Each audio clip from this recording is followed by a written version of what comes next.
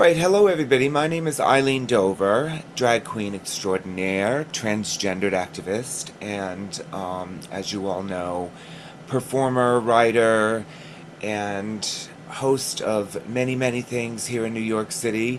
And I'm here today with Roberge. Is that how I say it? Mars Roberge. You actually got it right. Yes. Yeah. All right, and we decided to just like have a conversation. It's Saturday night here in New York, and Mars, you're out in LA. Is it dark out yet? It's just starting to get dark, but it's not yet. It's still hot. So nice evening conversation. I have lots and lots of questions for you. I came across, I don't know how you came up, but I decided to look at your films. The three that are right now are on Tubi, I believe, Yeah. and I had lots and lots of fun, and I saw lots and lots of friends in all of those films, friends of mine. And I'm wearing my I got this at Patricia Field. It's Oh, cool. a Scooter LaForge. So, what made you decide to do a documentary on Patricia Field and House of Field? So I worked there during the early 2000s. I worked there for a decade. And, I was new to New York. I didn't know it. I just needed a job. And, you know, um, just being there, I learned so much of this stories of the history of New York that's never been told before, from the music scene to the art scene to the fashion scene to all the famous celebrities that came in and out of that store. I knew there was something up because, here I am working for minimum wage, never worked in a store before, and I'm dressing Britney Spears and Paris Hilton on a regular basis as my customers, as their only friends that they come by and see. And I thought, wow, nobody in Canada knows this is going on. I don't know. Maybe I'm not a lot, but like crazy stuff's going on. And it just kept getting crazier the more I talked to the veteran employees that were there before me and all the stories that finally got to a point where I was like, there's no book on this. There's no movie on this. I got to make a movie on this. And Paul Alexander from the Ones kind of persuaded me, along with Sushi, who managed the store, when I had put together a montage of just fashion shows that they did to play at the Element nightclub, the bank in the basement, when Patricia Field and the staff were hired to come and host a party. So I did that, and we were all kind of a little bit bored that night and looking around and watching the film. And somebody's like, somebody needs to make this movie. And, Yeah. what I didn't tell them is I ran away from the film industry in Toronto about that I was doing all during the 90s. I had a film degree and everything. The only thing at that point in time that got me back into making movies was I was playing in a band called Rise NYC, which is part of that whole Larry T electro clash scene. Except we were a band kind of like Garbage, like I played guitar and program beats, a girl sang, and well, we had a Swedish dance troupe that would jump in front of us and be real Swedish dance troupe. I don't know, and I met through the store. And because of making those background videos, that got me doing the montage for Patricia Field. And then that got me doing the movie on it. And I spent from 2006 to 2013 shooting it. Most of the shooting was done in 2006. And, last month, June 28th, we had the 10-year anniversary since the world premiere at Frameline. I was really happy because, there's been other movies that have tried to copy me and stuff since then. I guess it could be flattering or whatever, but I lived it, and I just used home movie cameras at the time. And my friend Bob Lesser showed up, and because I was around it for so long, I got all the candid moments. It wasn't so set up. I was hanging with people with the camera for so many years, almost 10 years. It felt like that people let loose and were themselves. And we went to like the Rockefeller ice skating rink, and I filmed everything there, guerrilla style. And, recently I was shot a movie where we get kicked off by people that look like the CIA as soon as we're on the block and pull out a camera. And I'm like, I was wanted to tell them, I came and skated on the ice and filmed Patricia Field for a movie like in 2006 here. Nobody bothered me. But so you know, I have people in my movie like Cody Ravioli, who unfortunately passed, Ruby, you know, uh, just a lot of people, you know, that are no longer here, that told their stories, and some of it was their last moments, you know, and that alone makes me feel good that I did it, like it needed to be made at the time. And it's The Little House That Could. That's what it's called. We got a website, thelittlehousethatcould.net. Still have it up, and you know, people have referenced it for history, for books and stuff. There's a book called Night Class that references it, and lots of magazines and articles and movies and stuff. So yeah, it was just fun to be part of it, you know. And Patricia Field herself said, it doesn't seem like a regular movie about me because you're not spelling it out for people.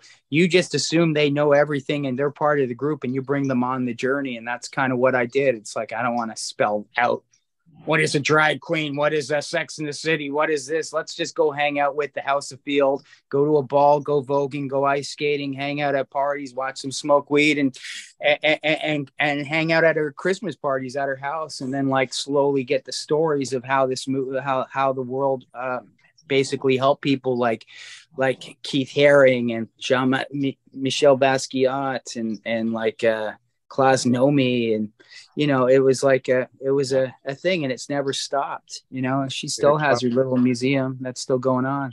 Klaus Nomi tattoo right there. Oh, cool. That's awesome. It's interesting you brought up Paul Alexander, because I was just in a play.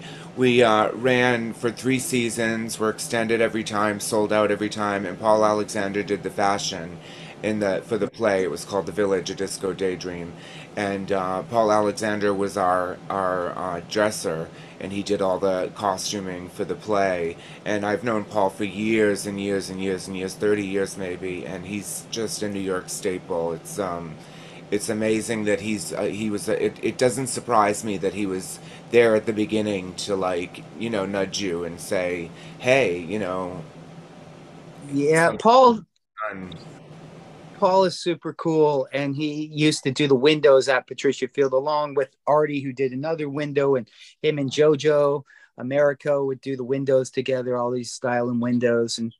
And Paul's one of these guys that he's been very supportive, that, you know, when I found moments I could bring him back, he was in the movie Mr. Sister, which was my 3rd feature film. The Little House That Could was my 1st. There was a lot of people from The Little House That Could that went on to be in my other movies, not playing themselves in a documentary, but acting in a movie. So I like to use a lot of real people. And I also like making all my films in New York, because you know, you had like Jim Jarmusch and Martin Scorsese and Harmony Korine, but there really wasn't anybody after that. You know, it was me. You know, I'm not the famous one yet. You know, but I just was like, why aren't we making films with New York people in New York? New York's the coolest place. You know, there's not a block you can go on that it isn't going to be beautiful to film on. It just looks amazing. It's New York, you know. In LA, it's like you can't really just pull it. Well, it's harder to film independently out here, a lot harder. It's all about money, or fake Hollywood movies. Even people that don't have money want to pretend they're making a Hollywood movie, and I don't do that. I kind of generic. I think LA is more generic. The streets are more like generic. Like New York City has so much character. And like when you said when you said you didn't explain, or you weren't on the nose with the Pat Fields documentary, that's sort of how film finds its tribe and finds its audience, I think, is by not putting it like explaining everything to everybody. And I think that's it's really cool. Like, I love that you shot in it's like a feast for the eyes when you know, shoot in New York, I think. Yeah, there's not a block I haven't covered at pretty much at this point. There's not some landmark or somewhere, you know. I guess I'm going to have to start taking over Brooklyn, start filming in Brooklyn or Queens or something soon until they start building more. Like I've fused so much of that city. I love it, you know. And yeah, like you said, like in LA, you know, it looks, most of it looks like, it might mean something to people, but it looks like the suburbs, you know, with palm trees. Right. And, you know, it's hard to get excited about the nightclub that's next to the 7-Eleven at the mini mall, you know, like, I don't know. I've never gotten excited about about the nightclubs beside the 7-Elevens and the mini malls, with the parking lots. It's Right. just weird to Exactly. me. Or on these like long boulevards that like and I think LA is so overdone in the sense that like like what they've every movie is already shot on all the interesting spots there, like New York, just like you can go and shoot in like I'm sure if you shot in Hell's Kitchen pre-pandemic, that's where I live in Hell's Kitchen. If you shot here post-pandemic, it's a totally different place. It's new graffiti, new buildings, new this, new that. It's like it's just constantly evolving and changing. Sometimes for the better, sometimes for the worse, but always interesting. Never not interesting. Yeah. And my favorite films growing up were movies like After Hours, and um, there's just so many things. Taxi Driver. A lot of my favorite films were based in New York, and there's always been a bit of that. Pay homage to the stuff that was there before me. It's like there's a film spirit that runs through that town. And it's a, you when I was watching the last film that I watched of yours was recently. It was Scumbag, and a friend of mine, my friend Penny, Penny Arcade is in that one, and I've known her for so many years. And her birthday's actually coming up. I think I'm going to her birthday party in a couple of days. Cool. But she was in Scumbag, and it was so interesting. You used Michael Alec, who is also no longer with us, in that film. What made you choose him? So I have a history with superstar DJ Kyoki. Being a DJ myself, I went by the name DJ Mars, and we would spin together a lot, and we were friends. And I wanted Kyoki in my movie because he's a friend. I put my friends in my films a lot of times, and at the time, I guess Michael just got out of prison and was staying with him or something, and he's like, "Can you put him in?" I said, "Well, I don't know." And before I knew it, Michael was on the phone with me, and I was like, "Hi." And for myself, being a recovered addict, recovered alcoholic, I believe in giving people second chances and stuff, and not judging people on their past. And I had heard many good things about him back in the day and how fun he was and stuff. So I was like, all right, let's try this. I want you to play a nerd manager of this job that I used to work at in Toronto, this awful telemarketing company. People look at that film as a horror film. Like, put it this way, that film played at this horror genre film festival in Lund, Sweden, where I flew out, and there was nothing but horror films. And I'm thinking, this is a comedy. What am I doing here?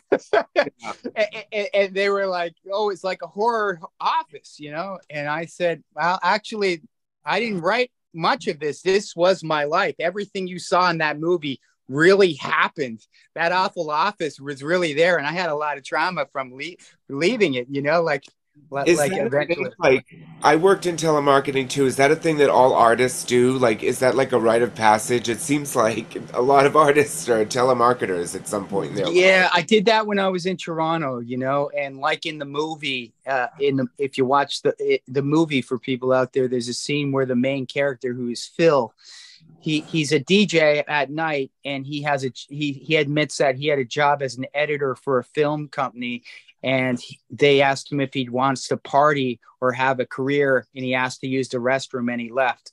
Really happened to me. I really did that. And of course, at that point, you need a job. So all the people that hang out at your nightclubs, they're like working at a telemarketing company and can get you a job tomorrow. I said, I'll do it for a month. I ended up doing it for 7 years. I ended up trying to start my own company, and that fell apart. And it just was one of these things I could not leave once I was in. It was like a cult, and they were about, I get fired from one place and go to the next place and go to the next place. And I guess in my head, it would be like an actor with a waiter job, like for me, it was like, I don't care if I lose this job. I don't care if I collect my minimum wage. I just going to sit in my cubicle with sunglasses on for 2 weeks, pay me. And if you fire me, I'm going to go to that other telemarketing place down the street and just keep doing that, and that was like, that was fine for me because it allowed me to like pursue my DJ world and in the nightclubs of Toronto. And, I'd love to say I sat there writing screenplays and planning out films, but the telemarketing thing kind of put me in this crazy world where I could not come back, and writing a script and pursuing things that would help me in life was not happening at that time. Today it would be a bit different, but like, I went in with whatever. You'd have the criminal that came right out of prison, that has a murder record and is a junkie, and you guys got to keep up with these guys and do what they were going to do and go hang out where they're going to go and stuff. And your world becomes pretty different pretty quick, when you're like wondering, where am I and what's going on? And oh my God, and that was, to me, if you see Scumbag, you'll see exactly that, so it's like, it's a very anti-PC movie, but I said it in the exact language everybody spoke. I didn't put any lines there for anybody. It was me having a photographic memory one day and remembering this is what happened. So the movie Scumbag, or the website scumbag-movie.com, it's about a guy who needs a job, but the job's going to cost him his life, and that's what the movie's about. When Penny told me that she was in a film, I said, "What is it about?" And she said, "A telemarketing company." And I said, "I've got to see it. I have to." Having worked in telemarketing myself, like you said, it does leave a mark on you. That industry, it's like really crazy. It's the characters that you come across. I mean, you can't make it. You can't make it up. It's like it writes. Not that your writing was not spot on, but I mean, it's like it's something you would have had to have lived, to have done, to have written a piece like you wrote, to do that film. You'd have had. So it's sad, like, without pointing fingers on this, we had this great world premiere at Rotterdam, that's like Cannes, kind of. It's like in the top 4 film festivals. And like in the other movie theater, Moonlight was playing, which ended up winning the Academy Award for Best Picture like that same year. Right. And then the year afterwards, without pointing fingers at the film, somebody ripped off my film. And I can say that because I knew, and I gave the script to an actress, and then the actress played in a band with this guy who all of a sudden got put into the Sundance School, and then made this film, and it got nominated for Best Picture at Sundance. And, if you look at that film in mind, all the weird, quirky, funny things got taken from mine and put in that. But the film feels very Hollywoodish, because there's something lacking, and it was like, yeah, you didn't live it, buddy. You just stole a couple things and put it in there. I lived it. So if you're going to feel any kind of crazy emotions in mine, it's like you're in my head going through it, right. And these funny things aren't just put there. It's like there's reasons how it all unfolds. So it's just weird. I just look at things as flattery, I guess. It's strange. Can you spill any tea on what that movie's called, or no? No, it's like one of these things that, I don't want to get sued or whatever. And right. Well, we did try to sue them, but I had to ask. Yeah, but it's an amazing film. It's really, as long as if you go into the film, especially, not being uptight. It's not a film for someone who's uptight, because it's really, it really goes there, and I love that. Yeah, it's one of these films, like, people, I got slagged, like, why did you put Michael Alec? He doesn't have a lot of fans sometimes, and I lost some friends because of it, and I'm like, well, he's perfect for the role. He's perfect for the role. And today, like, people were like, how can't you put Ron Jeremy in the film? And I'm thinking, do you understand what you're saying to me? You're saying, how can you put Ron Jeremy in a movie called Scumbag, about scumbag telemarketers? I think it's perfect, to be honest. Like, I don't judge people for what they do. I look at people, even if they're non-actors, as that person's perfect for this film, for that role. And I'm really good at casting. Like, my films have won a lot of Best Ensemble awards. Like, the latest film, Stars, won Best Ensemble at Marina Del Rey Film Festival, and it's up for Best Ensemble at Festival of Cinema NYC, and Scumbag won Best Ensemble at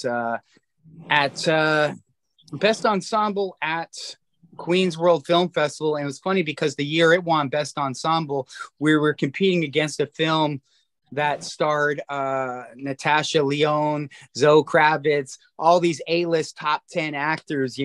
Our film beat them for like best ensemble. It made me feel good because a lot of that film had non-actors, and I'm like, no, I find the people that are right for the roles, you know, and I don't need to know about their background. I'm not doing background checks on people.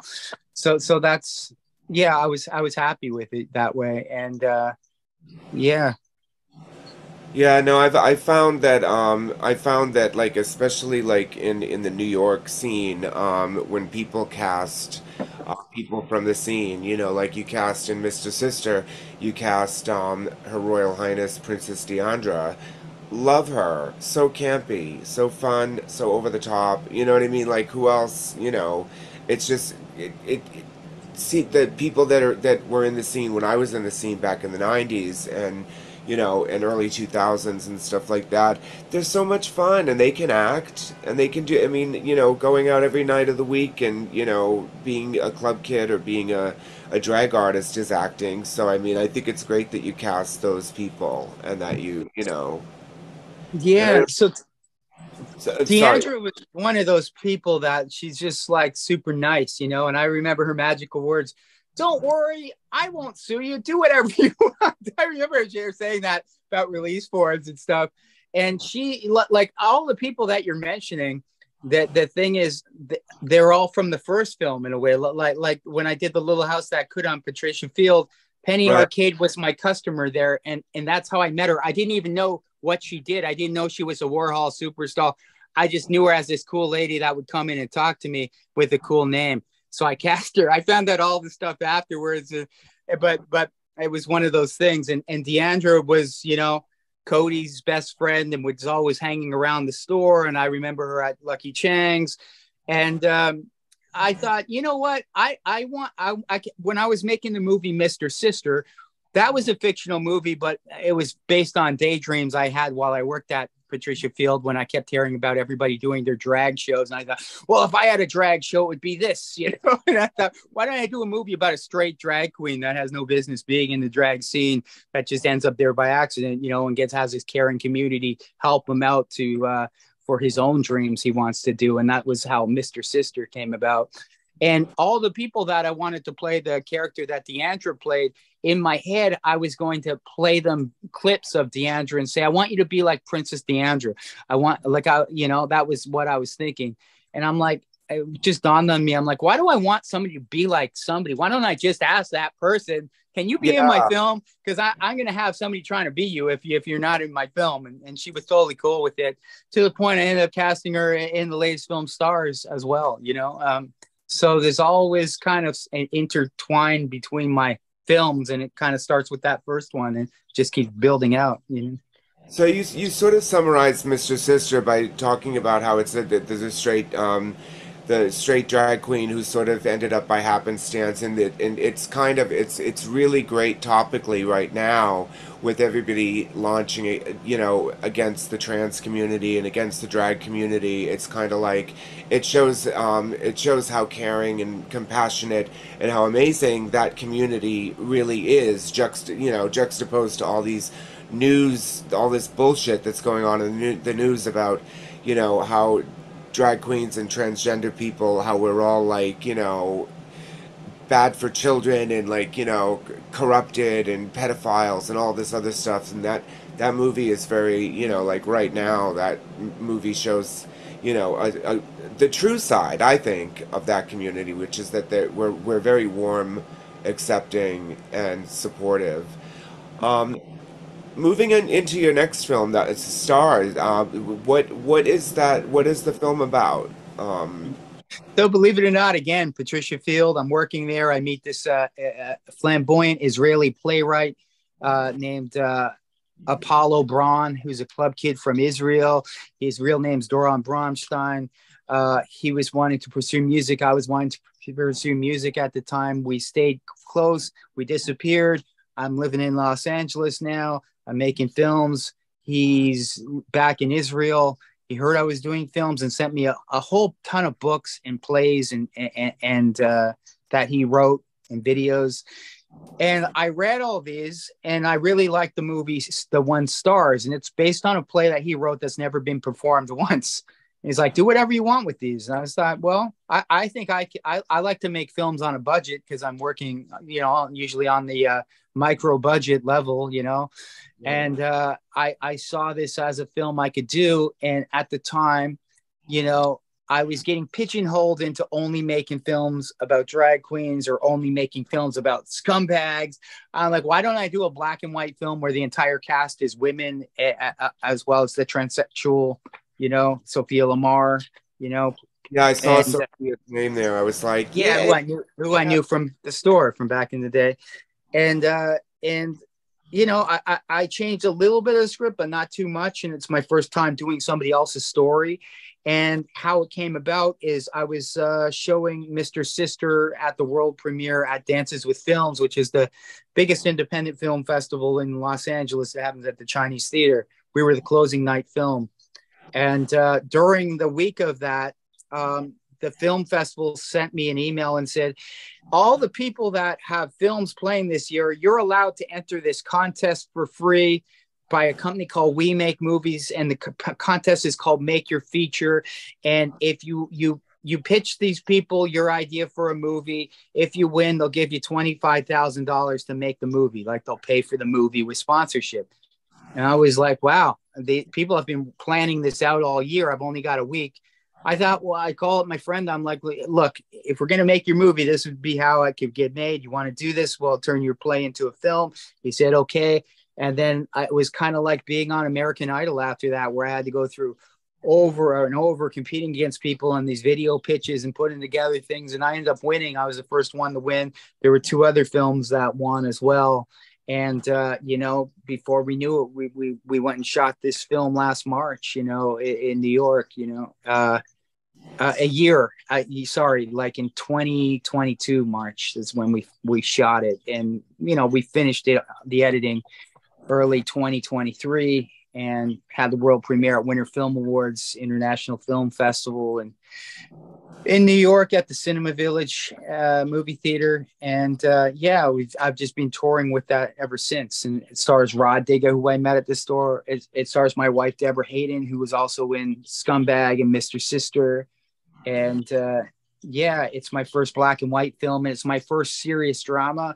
Not a lot of humor. There's a little bit of humor. There's always some music in my films. There's definitely music. There's a beautiful song Kobe Cole performs in this film. And Colby's one of these people that's like you that I met kind of in social media that I felt like I should know. All the same people I know. How come I've never met you before? And that's how we met. He ended up being in the film and singing a song that he wrote for it called Streets, which is amazing. And that's how Stars came about. And it Stars is a movie about a group of homeless women who must learn that a glimmer of hope is worth more than all the money in the world. And as I'm talking to you right now, I'm getting ready to fly to New York for our Queens premiere, where we're playing at Festival of Cinema NYC on August the 9th at 6 p.m. That's a Wednesday at 6 at the Regal United Artists Cinema or Theater out in Forest Hills. And then I'll have an after party, a free after party at Queens Bully, some bar just a couple blocks away on the same street with, DJs, Chris Smack from the Fetish Scene in New York and Professor Jeff from the Raven and Professor Jeff's in my films and Skunk in the Roses, who's Deborah Hayden, will be performing along with Ruth Starr, another East Village person that's been in the last two films, Mr. Sister and this. And yeah, it's kind of like New York meets Marsverse. Like they're just like crossing over slowly. The world's expanding and just trying to get everybody that, because I know how it is. It's like everybody's an artist in our world in New York and East Village and stuff. And it's like, well, let's put you on a screen, you're struggling doing this, let's just do it, it's really I can't wait till that opens. I can't wait to see it, and I'll have to definitely catch up with you when you come to New York because like you said, we do know all the same people, and I was just surprised that I did that I mean, we must have crossed paths at some point. We must have. It's impossible that we didn't. Yeah. Clubs and stuff like that. when I get off this with you, I'm going to say you should apply because you do reports and promotions and stuff. You should apply for press accreditation so you get a free pass for the movies there because it's almost sold out. It's going to sell out soon, and they welcome journalists and reporters and stuff. Like we'll cover the event in a way, and anybody that missed the film out in LA, we're going to play that film at the Chinese Theater in Hollywood for Silicon Beach Film Festival, which runs September the 7th to the 15th. I'm not sure when we're playing. I feel like it probably be towards the beginning area, but I'm not sure. And then the people that funded the film, We Make Movies, International Film Festival. They have their own film festival. We're going to probably close out there in November at a place called the Broadwater Theater, like a black box theater in Hollywood on Santa Monica Boulevard. It's like Vine and Santa Monica Boulevard. And that runs from November like November 7th to the 12th. So we're playing two times in LA if you missed us, and we're playing one more time in New York. And I hope to see people there, and then we're going to try for an international premiere somewhere in Europe, hopefully. So what we've sort of covered the all of the films that you've done. What do you see coming down the pike? Do you have anything? I know you've got something just about to open right now. Do you have your next idea? Do you have your next mind? So I'll tell you that in a second. One thing while we're on the topic of like LGBT rights, the film Mr. Sister, which had a world premiere at Dances with Films in 2021, actually just had its international premiere 2 months ago at the 26th Zanzibar International Film Festival in Tanzania. And it's the biggest film festival in Central and East Africa.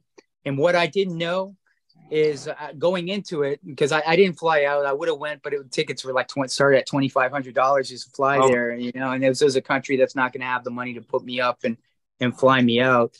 But I started looking into it, and I'm like, wow, Tanzania, the laws in Tanzania, it's a Muslim-run country where the laws for gay sex include life sentencing. This isn't the past. This is right now. And I'm like, well, how is my film about about a drag queen scene in New York going to play here? Are you setting me up? You want to capture me or something by me going? Like, what's going on? But the theme was diversity this year, and the program director took a huge chance on us. Didn't really promote it too well, but put us on right in the schedule with the other films, and took pictures where you could see like the crowd were kind of like not sure, and then they were clapping and cheering afterwards, and he said it was a big success and so this guy risked his life to champion the LGBT rights, to play this film to all these people that were really appreciative of it. And Mr. Sister started. What's that? What's his name? This was the film Mr. Sister with James Jack Busa, Deborah Hayden, and Princess Deandra. Yeah. The person who's putting on putting it in the person's name is Martin, but it's a long African name. I can't even recite it if I had it in front of me. Yes. But Martin and his wife Frida, they really they did what it takes to like really make this film like push the diversity thing, and it's like it's great. Like Zanzibar has their own like whole world of films I've been looking at. They're like a small island in Africa, that in Tanzania, where they have a genre of movies called bongo films. I've never heard of that anywhere else. I don't even know what that is, but I'm interested to find out more. And it was just cool to know, like, hey, I kind of, I'm a straight white male, but I'm helping open the door for the LGBT world in a country where there's life sentencing for gay sex. It's like, so I was happy with that.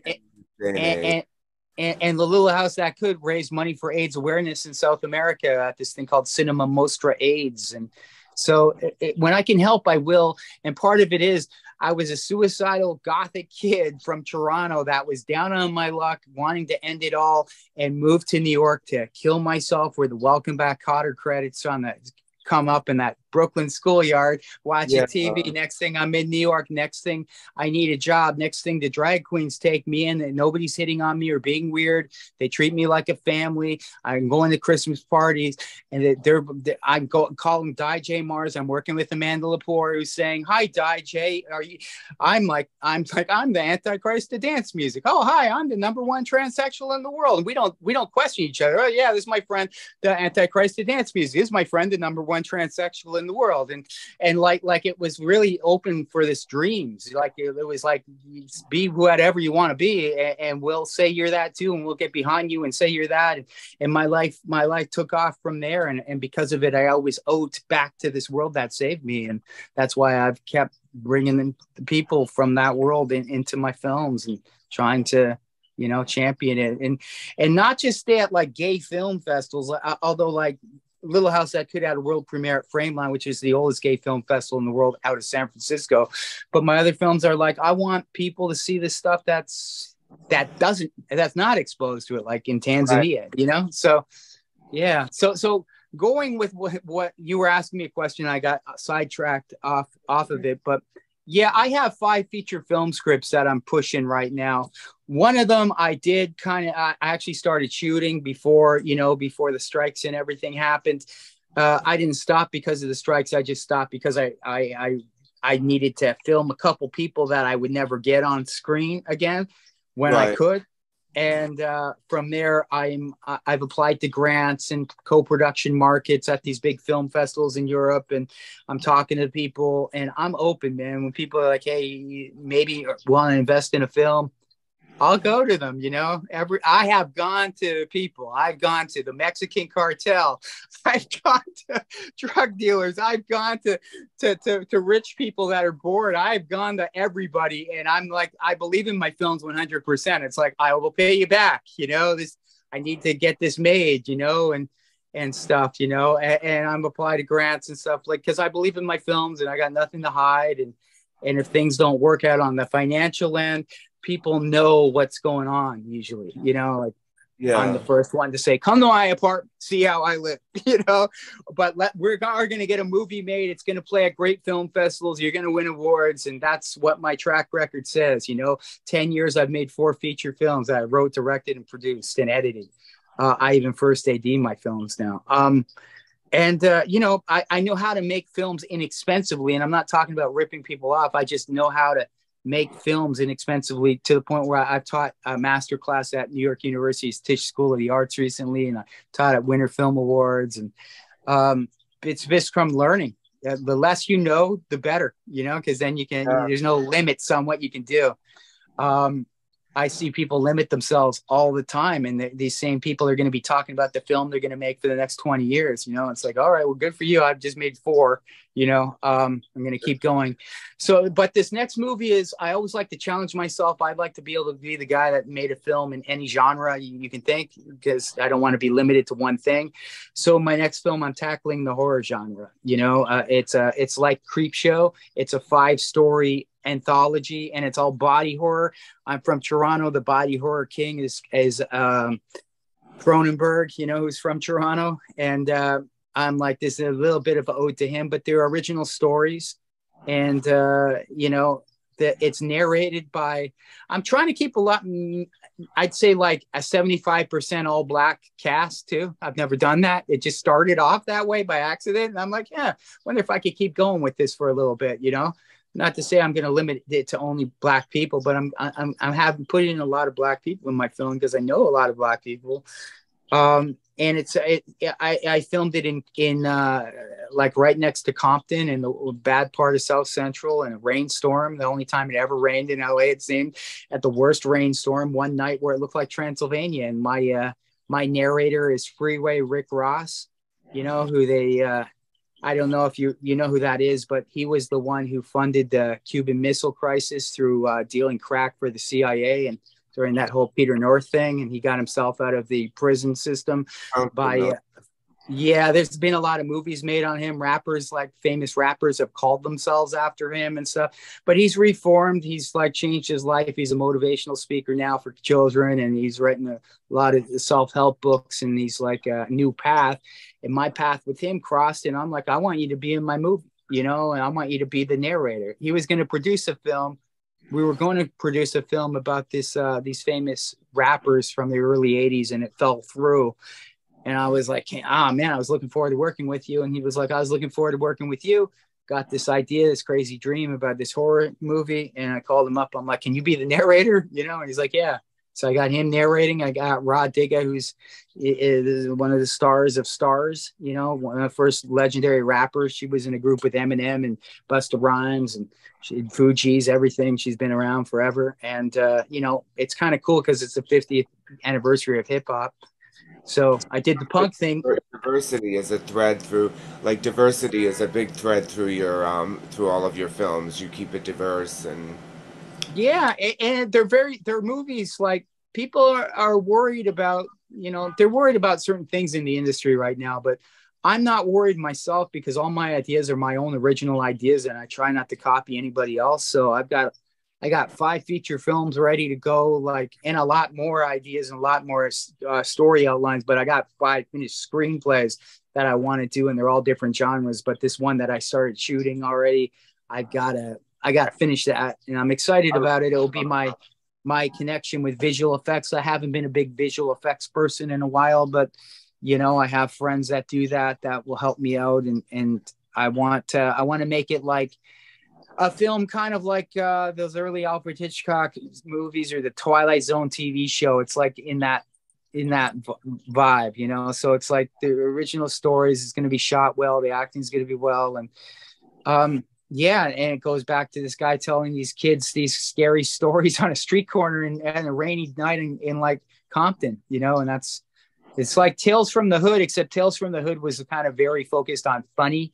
This is not B movie, and this is not necessarily funny, but it's messed up to your yeah. point where you might laugh on how messed up and weird this is, you know. So I'm excited about it, and I want to really go with that. And like I said, when we played Scumbag at Lund, fantastic film international film festival in Sweden, I found myself in this Olympic-sized swimming pool with no lifeguard, watching shark movies played on a wall by these crazy Swedish people and these diehard horror fans. And I thought, this is weird, and these people are diehard. I'd like to see how I do in this horror world with an actual horror film. And I know that their fans are pretty dedicated, you know. But if you were to ask me what's my favorite type of film, it would be biopic films, you know. Yeah. My big dream of my idol in what I do, maybe because I'm French, you know, is Napoleon Bonaparte, and my big dream would be to make that movie. And I was so disappointed to see that. Oh man, really? The movie that's out right now? It's like I loved Joaquin Phoenix in like the Joker, and he's a talented actor. But why are you getting a British guy that's tall, that looks like a British guy, and all these people with British accents to play like the greatest people of France of all time, you know, fighting the British? It doesn't make any sense, man. And I had that movie down to a T of what I was going to do, but I got baby steps. I got to do this film so that I could do that film. So I can't go and do Star Wars right now, but I can do the film about the homeless people on the street where I pull out a camera and stand next to the Brooklyn Bridge and film some people under the bridge. I can't hire a staff and build spaceships and stuff, but one day, you know. So it's like I've got like these order of the films that I'm going to do, you know. And there's a couple biopics that I really want to do that I'm excited about, that, you know, everything I do is kind of proving who I am so that I could do the next thing. And for some reason, musicians and famous music people have always been tied into my films as actors. You know, I've had so many, probably over 20 or 30 famous musicians act in my films, and they're all really good actors. So, you know, One thing I was going to mention about your films is all of them seem to have a really incredible soundtrack. that's Like, is for me that being a part- DJ for 30 years. I've always been a DJ, and I guess I get inspired by music, and that makes me go and make the movie. I don't sit down and go, I want to write a script about this. I hear a song and I can see, oh my God, that's the opening to a film, and there's this person walking, and this, I don't know what that is, but I got to make a film around that. So like in Mr. Sister, there's a scene where our main character is singing a glam rock song at the end of Space Ace by Brett Smiley, a cover song.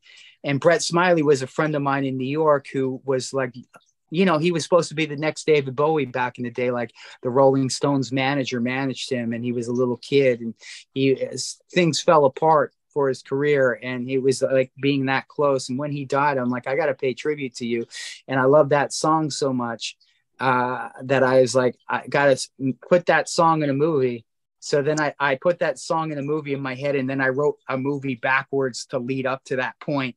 So that would be in the film. So all like in Scumbag, that intro scene I had figured out in my head way back early. And sometimes I'll put together mood reels where, you know, it's like what they do behind the scenes when you're pitching people. You steal clips from YouTube, you put it in an order of how you want your film to look, to explain it to people, to add your music. I usually do stuff like that. I don't post those publicly, but it's like the show. And a lot of my music I have worked out before I've even done the movie. You know, I'm like, I need this song. And for this new movie, yeah, I have the song that I needed. I hope it works out. I used it for my pitch thing. I'm not going to name the band right now, but it's like, I need that for my whole film, this band. And if I don't get them, I need somebody that sounds pretty close to it or can do something pretty close to it. And, yeah, it just keeps it fresh because it's different than my other stuff. Everything's a little bit different somehow. So where just to wrap things up a little bit right now, where can people go to find out everything that it is that you're like? So, what do you have a specific website? 'Cause I'm actually going to put down in the description. I'm going to make sure to put all of your information, your websites. But is there anything that you'd like to tell? Any place on the web that you'd like to tell people to go specifically that like it's a must go right now? Like, yeah, so my company is World Domination Pictures, and you know I have crews in LA, New York, and Toronto. I say that I'm as guerrilla as it gets. I'm very street filmmaker. You're not going to see a high-rise building with offices with staff in these cities. Might look like that on the website, but no. I have friends that will help me in all these towns and connections so I can do stuff. I have a website for it, which is worlddomination.pictures. Instead of .com, it's .pictures. So all one word, worlddomination.pictures. I also have a record label called World Domination Records where I'm releasing vinyl records from my old bands and for Skunk and the Roses. And it'll be open for other artists, but we have two singles out there. Well, I have a single and I have a split 12-inch single, and we have an album for Skunk and the Roses. One of the remixes done by David J from Bauhaus, and the other is done by Genesis Peorage, who passed, you know. And anyways, World Domination Records, you can access from our website, worlddomination.pictures.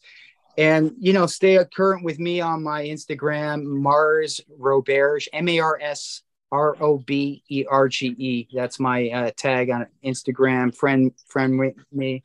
I'm not a big Twitter person, but, you know, I'm always posting my stuff. And, you know, from that website, you'll find my other websites. You know, we got websites for all the films. TheLittleHouseThatCould.net, Scumbag-Movie.com, Mr. Sister, spelled MISTERNYC.com.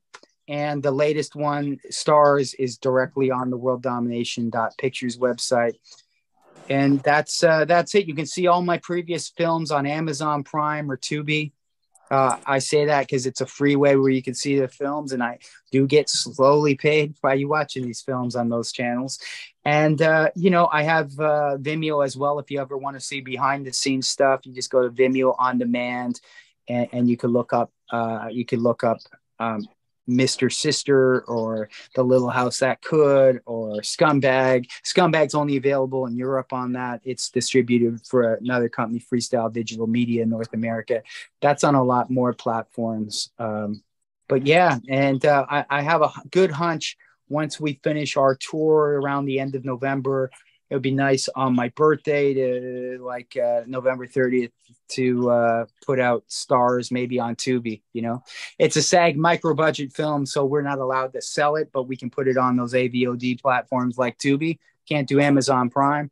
It's my first SAG film, so that's what that is. And yeah, and we're allowed, unlike the other SAG films, where our cast are allowed to walk red carpets because we're on the smallest contract called the micro budget contract, and it allows us to still do what we were doing to do. Basically, it's a contract that you're only allowed to play film festivals if you have the film that's $20,000 or under. So, yeah. So, Well, world domination dot what is it? World domination dot dot pic- pictures. all right, Yeah. world domination dot pictures. And for this interview and other interviews, you can go to www.eileendover.net. Mars, it was great talking to you, and we'll chat offline. Sounds good. And what about yourself? You got anything coming up, plays or anything? The next thing I think I'm doing, I'm spinning at Dream downtown on July 30th. And then I have some projects coming up this fall, just in the works. No solid dates or start times or anything for those, but I've got an EP that I'm working on, and the second season of my podcast with Gail Thacker will be coming out at some point soon. It's just been sort of a crazy and hectic time, but you know, all that stuff will be coming out. Thank you for asking. Oh, thank you. I forgot to mention, I'm actually going to be DJing in Toronto on Saturday, August 5th, 2 Saturdays from now, at a place called Frisaka Bar, Frisaka, which is at the corner of Queen and Bathurst on Queen Street West. And Skunk and the Roses is performing. I'm playing vinyl. I still play vinyl. I go out and buy new vinyl that nobody's heard, 7 inches now these days. I play kind of like a no wave kind of vibe, but like new bands nobody's heard of. I haven't heard of. They're from Europe or wherever. And I have this weird thing where I collect vinyl. And, I do want to do a shout out to, about like taking people and caring about them and putting them in your films. I woke up to the news that my friend today, Jeannie Schlegel, died of cancer. And she put my wife and me up for when we did some film festival screening in Toronto. And she's an old friend from this club I worked at called Death in the Underground, this goth club in the 90s. And when I knew that she was on her way, unfortunately, when somebody's having a terminal cancer, it's going to matter of time, it goes into remission. I talked to some friends, and one friend went and got a star in her name. And I got the exact picture and quadrants of that star, and I went and added it to the play that my friend wrote, in a scene where they point to this guy and they're looking at stars that they bought for themselves, and they said, and that's near this bright one named Jeannie. And I just shared it with people today because it's like I knew that was coming and I was sad about it, but I wanted to pay tribute to people in my films, and there's always the massive dedication list at the end and stuff. So I don't forget the people. Right now, out of all the film people I've worked with, 18 people have died in my 4 films, that were all close friends of mine. So it's like, I don't forget these people. And that's one of the things I like about making films. I can always sit back and I can look at these people and my friends and still see them. And I try to put them in a good light, hopefully, or at least know they had fun, Howie Pyro playing a straight guy that's trying to pick up women in a crass way. Anybody that knew him knew he wasn't like that, but he had fun doing the role. And I get to see old friends having fun in my films. And to me, that's what this is about. And I hope I never part of that studio system where it's not fun anymore and it's only about money. So yeah. So thanks for having me. And this is why I wanted to do the interview with you. You reached out to me and I was like, yeah, I want to meet you too. If you want to meet me, I want to meet you. Absolutely. Well, I thank you for doing it, and I look forward to chatting again soon, and rest in peace for your friend. Lots of I hope you guys are okay, and all of Yeah. that. So, all Thanks, right, Eileen. thanks so much, Mars. It was great chatting with you. Great chatting with you.